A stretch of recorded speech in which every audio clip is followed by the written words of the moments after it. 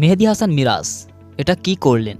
Cricket যে ভদ্রলোকের খেলা, সেই প্রবাদটা কি আজ প্রশ্নের মুখে পড়ে গেল?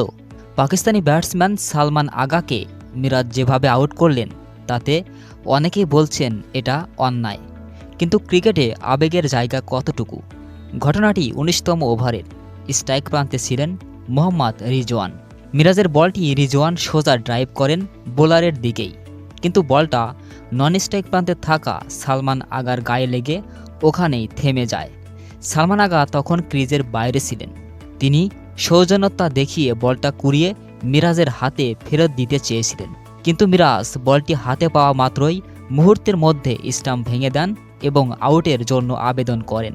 আম্পায়ারও রিপ্লে দেখে তাকে আউট ঘোষণা করেন। মাঠ ছাড়ার সময় সালমান আগার চোখে মুখে ছিল রাজ্যের বিস্ময়। তিনি ইশারায় বোঝাতে চাইলেন, আমি তো বলটা আপনার হাতে দিতে চেয়েছিলাম, আর আপনি আমাকেই আউট করে দিলেন। ক্রিকেটের নিয়ম অনুযায়ী এটা আউট হতে পারে, কিন্তু খেলার মানসিকতা অনুযায়ী মিরাজের এই কাজটা কি ঠিক ছিল? আপনার কি মনে হয়, মিরাজ কি ঠিক কাজ করেছেন, নাকি এটা ক্রিকেটের সৌজন্যবোধের অভাব? কমেন্টে আপনার মতামত জানান।